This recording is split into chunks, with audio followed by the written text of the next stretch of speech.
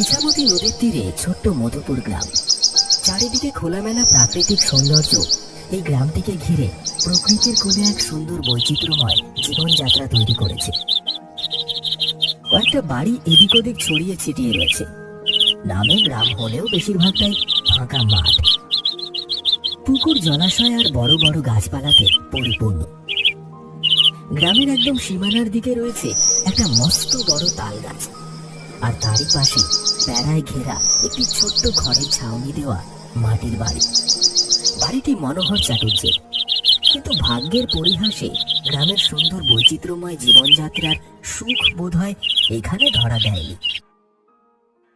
তাই হয়তো বউ আর ছোট্ট দুটি মেয়েকে রেখে বাবা মনোহর চাটুর্যে সেই যে জাহাজে কাজ করবে বলে বাড়ি থেকে বেরোলেন, আজ পর্যন্ত বাড়ি ফেরেননি। অভাবের তাড়নায় কমলা বাগানে হওয়া শাকসবজি রোজ হাটে বিক্রির পথ ধরলেন। গ্রাম থেকে হাট ওই মাইল খানেক দূরে। কাক ভরে বেরোতে হতো, ফিরতে ফিরতে সন্ধে হয়ে যেত। কোনো রকমে আধ পেটা খেয়ে দিন চলত কমলা দেবী এবং তার সঙ্গে তার দুই মেয়ে রমনা আর ঝুমনা। তাদের বাড়ির পাশেই ছিল মস্ত বড় একটা তাল গাছ। ফুল ফল কিছুই ধরতো না তাতে, যাকে বলা হয় বাঁজা গাছ। তাল গাছটি লোকজন বিকেল হলে একটু এড়িয়েই চলত। বিশেষত বাচ্চাদেরকে ওই গাছের আশেপাশে যেতে দেওয়া হতো না। লোকজন বিশ্বাস করত সন্ধ্যা নামলেই রাতের বেলা ওই তাল গাছ থেকে নাকি কিছু একটা নেমে আসে। এক পা বিশিষ্ট এক অতীব ভয়ানক ভৌতিক প্রাণী। তখন গ্রীষ্মকাল, কালবৈশাখীর সময়। চারিদিকে ঘন মেঘ ছেয়ে গেছে, ঝড় উঠেছে।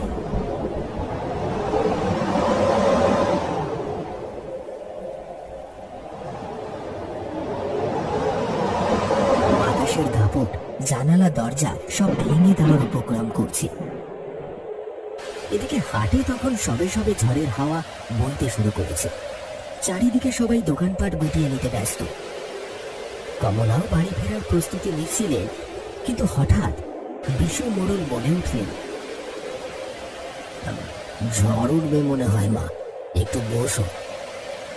না গো বিশুদা, দেরি করলে যে হবে না, আমাকে যে তাড়াতাড়ি বাড়িতে ফিরতে হবে তো। কমলার কথা শেষ না হতে একটা বিদ্যুৎ ঝলকের সাথে বড় বড় বৃষ্টি। হ্যাঁ, এই ঝড়ে তুমি পৌঁছতে পারবে না, আর এই ঝড় জল খুব যে তাড়াতাড়ি কাটবে এমনটাও না। আমার কথা শোনো, এখানেই বসো। কিন্তু না গেলে যে। কথাটা শেষ হলো না কমলার। কালো ঘন মেঘে চারিপাশ ঢেকে গিয়ে কালবৈশাখীর তীব্র ঝড় বৃষ্টি শুরু হল। দুটি নিরাশ আর ভয়ার্ত চোখ তাকিয়ে রইল তীব্র বেগে শুরু হওয়া ঝড় বৃষ্টির দিকে। ধীরে ধীরে রাত্রির আঁধার ঘন হচ্ছে। ঝড় বৃষ্টি তখনও থামেনি। ঝড়ের বেগ কমেছে, কিন্তু বৃষ্টি চলছে পুরো দমে। দুই বোন দাওয়ায় বসে আছে। রুমনা বলে উঠল, এই ঝুমনা, রাত্রি তো হতে যায় রে। হ্যাঁ রে দিদি, মা কখন আসবে রে? জানি না রে, হয়তো আজ আর আসবে না। ঠিক বলছিস দিদি, মা আসবে না? না রে, এই যা ঝড়, এত দুর্যোগে আসতে পারবে না রে। আমার যে খুব ভয় করছে রে। ভয় পাস না, মা কাল হয়তো সকালেই চলে আসবে। আমার সত্যি খুব ভয় করছে। ভয় পাস না, চল ভেতরে চল, বাইরে এত রাতে বসে থেকে লাভ নেই। গুটি গুটি পায়ে দুই বোন ভেতরে চলে এলো, দরজা বন্ধ করে। বাইরে তখনও বাতাস বইছে সনসন শব্দ। রাতের নিঝুম অন্ধকার বৃষ্টির বেগের সাথে তাল মিলিয়ে বাড়তে শুরু করেছে আবার। একটা গা ছমছমে অন্ধকার ধীরে ধীরে গ্রাস করে ফেলে বাড়ির চারপাশটাকে। সকালবেলার দুটো পান্তা ভাত ছিল, সেটাই পেঁয়াজ আর নুন দিয়ে দুই বোন খেয়ে শুয়ে পড়ল। জমাট অন্ধকারকে ঘিরে একমাত্র আলোর উৎস হিসেবে টিম টিম করে জ্বলতে থাকে একটা হ্যারিকেন।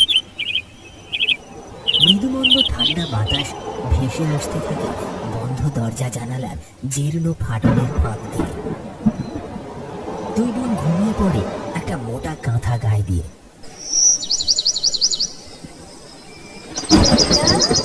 এই রুনা, এই ঝুমনা, মা তোরা কোথায় গেলি রে? দরজাটা খোল। রাত তখন কটা হবে, বড় জোর দুটোকে হাইট। চারিদিক থেকে তখনও জোড়ো বাতাসের সনসন শব্দ ভেসে আসছে। রুমনার ঘুমটা ভেঙে গেল একটা কণ্ঠস্বর শুনে। মনে হলো যেন কেউ ডাকছে তাদের নাম ধরে। মনের ভুল ভেবে আবার পাশ ফিরে শুতে যাবে, আবার কানে গেল সেই ডাকটা। কই রে মা, তোরা কই? দরজাটা খোল সোনা আমার।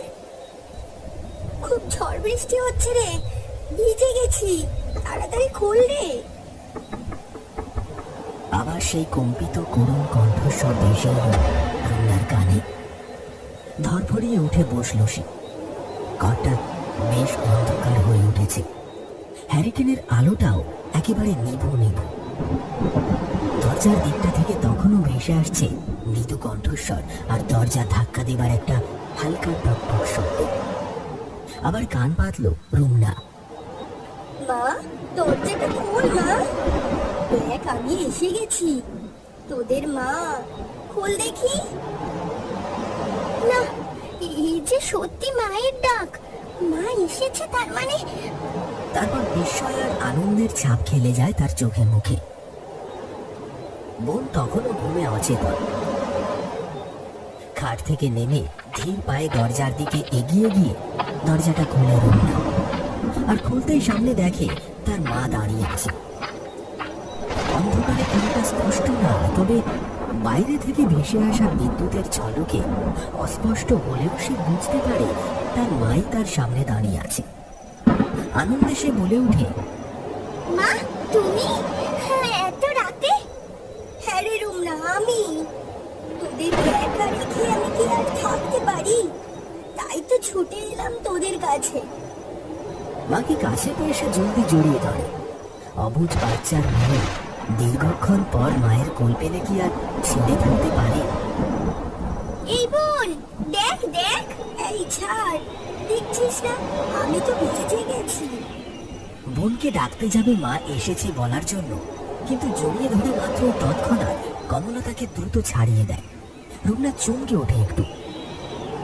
জলে ভিজে সপ সপ করছে তার মায়ের সমগ্র পরিধান।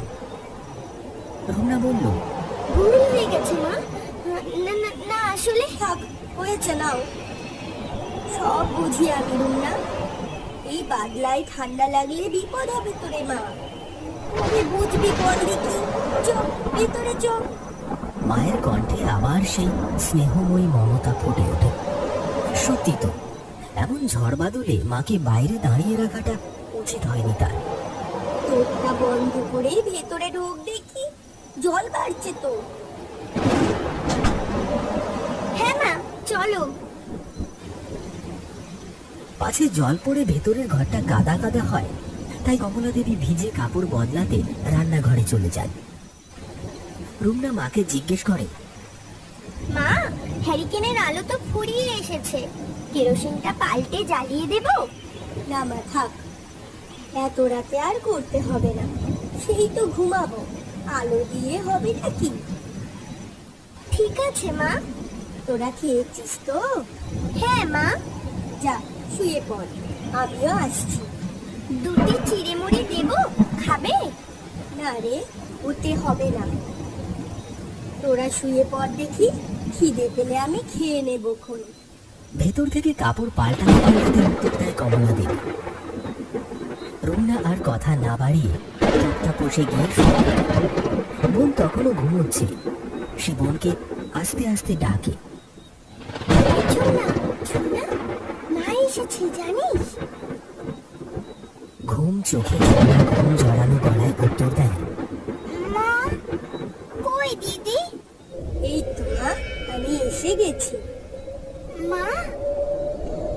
কমলা দেবী এসে তক্তায় শোয়। ঝুমনা ঘুম জড়ানো কণ্ঠে মাকে জড়িয়ে ধরে, তারপর দিদির দিকে পাশ ফিরে শুয়ে পড়ে। পিঠে হাত বুলিয়ে দিচ্ছি, নে ঘুমিয়ে পড়। অনেকটা সময় কেটে গেছে, ঝড় বৃষ্টি থেমে গেছে, ব্যাঙের ডাক ভেসে আসছে বাইরে থেকে। হঠাৎ ঝুমনার অস্বস্তি বোধ হতে শুরু করলো। সে চোখ খুলে ফেলল। অদ্ভুত একটা ব্যথার অভিব্যক্তি ফুটে উঠল তার চোখে মুখে। সে আলতো করে দিদিকে ঝাঁকুনি দেয়। কি হয়েছে? ডাকছিস কেন? এই দিদি, খুব ব্যথা করছে পিঠটা। মাকে বল না একটু হাত বুলিয়ে দিতে।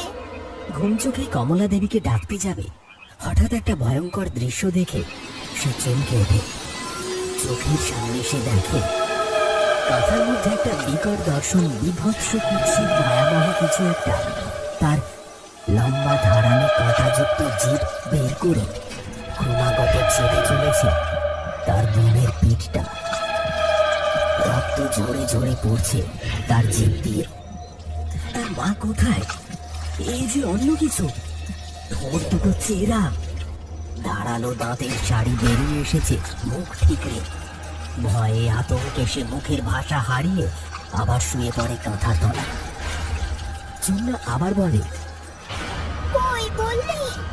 ব্যথাটা বাড়ছে, খুব জ্বালা জ্বালা করছে। রুমনা কোনো সাড়া দেয় না।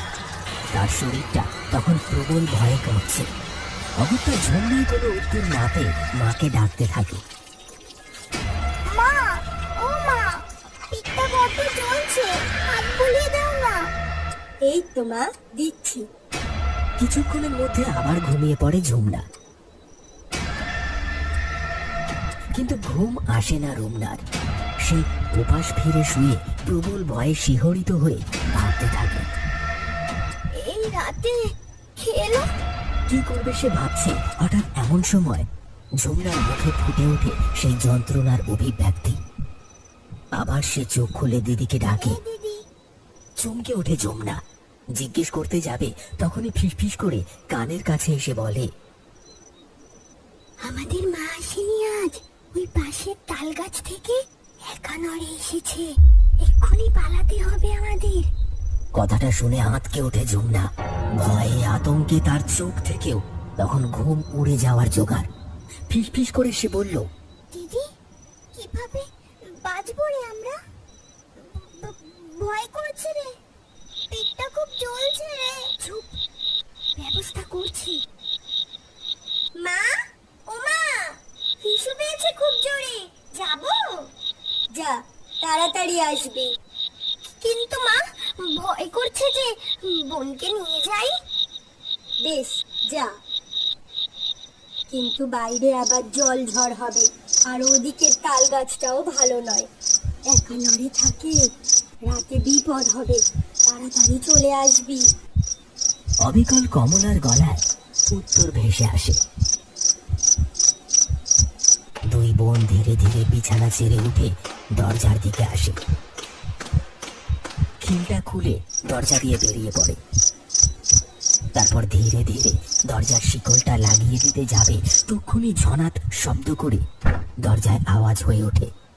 আর তক্ষুনি ভেতর থেকে একটা বিকট রক্ত জল করা চিৎকার ভেসে আসে।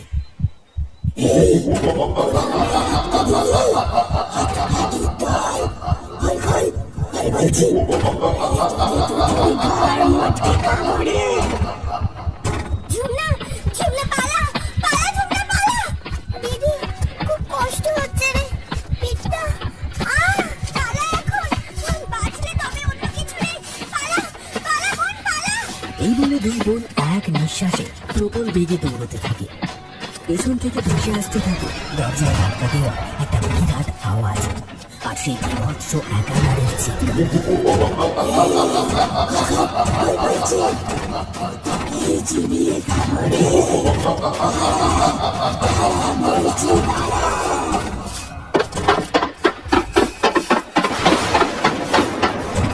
কিছুক্ষণের মধ্যে দরজা ভেঙে সেই একাধারে এক পায়ে লাফ দিয়ে লকলকে জিপটা বের করে প্রবল বেগে তাদের পিছু পিছু ধাওয়া করতে থাকে। আবার শুরু হয় প্রবল ঝড় বৃষ্টি।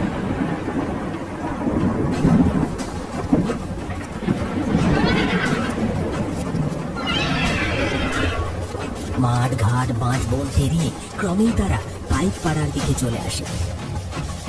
তখন খেয়াল করে সেই বিভৎস প্রেম ওদের ধাওয়া করে পিছন পিছন আসছে। তার বিকট হাসি ভেসে আসছে ক্রমাগত। ধীরে ধীরে যেন তাদের কাছে চলে আসে সেই প্রেতটা। যতটা সম্ভব দ্রুত দৌড়ে সামনে হঠাৎ পাড়ার প্রথম বাড়িটা চোখে পড়ে।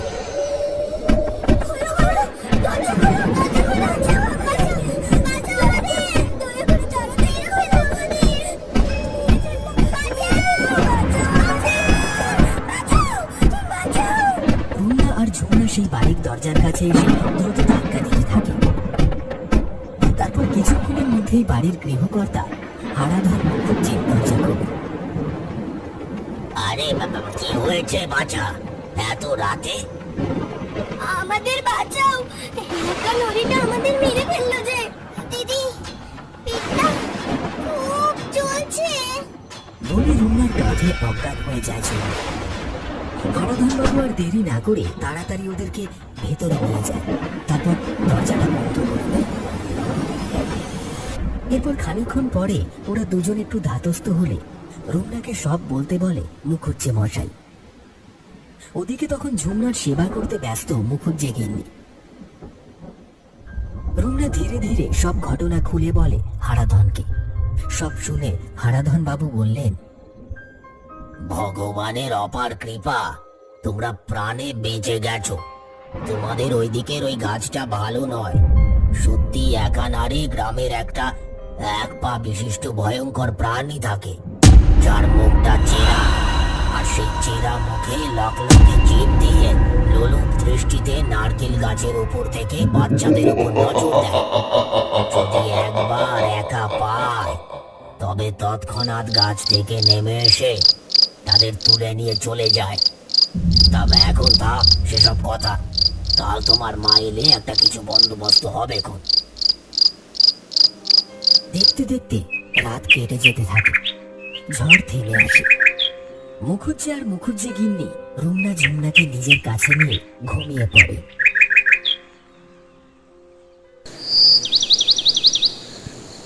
মুখুজ্জে মশাই আছেন? দরজা খুলুন, আমি কমলা। ও মুখুজ্জে মশাই, এত সকালে আবার কে এলো? হ্যাঁ, যাই যাই, দাঁড়াও। দরজা খুলতেই দেখে এক মহিলা। তার মুখে আতঙ্কের ছাপ, ভয়ে চোখ মুখ শুকিয়ে গেছে। হারাধন গিন্নি ব্যাপারটা বুঝতে পেরে তাকে ভিতরে নিয়ে আসে। কর্তাকে ভিতরে গিয়ে ডেকে আনে। ধীরে ধীরে তাদের কাছ থেকে সব ঘটনা জানে। রুমনা ঝুমনা ঠিক আছে শুনে কমলার চিন্তিত মন ঠিক হয়। সে কান্না ভেজা কণ্ঠে জিজ্ঞেস করে, আমার মেয়ে দুটো কোথায় কর্তা মশাই? ওরা ঠিক আছে, ঘুমোচ্ছে। সব বন্দোবস্ত করে দিয়েছি, চিন্তা করবেন না। কিন্তু কর্তা মশাই, এখন কি হবে? এমন অবস্থায় এই ভিটে ছেড়ে যাব কোথায়? সকালে গিয়ে দেখি ঘর লন্ডভন্ড, দরজা ভাঙা। আমার মাথায় যেন আকাশ ভেঙে পড়ে। মাটিতে পায়ের ছাপ দেখে ওটা ধরে দৌড়ে আসি। হারাধন অনেক ভাবে, তারপর বলে, বেশ দেখছি, মেয়েরা ঘুমোচ্ছে, দুটো চিড়ে মুড়ি খাও, ধাতস্থ হও। বেলায় আমি লোকজন আর তান্ত্রিক ডেকে নিয়ে যাচ্ছি। অনেক বেলায় রুমনা ঝুমনা আর কমলা দেবীকে নিয়ে সদল বলে হারাধন মুখুজ্জে রুমনা ঝুমনার বাড়িতে যায়। দেখতে দেখতে লোকজনের উদ্যোগে ওই গাছটা মূল শুদ্ধ উপড়ে ফেলা হয়।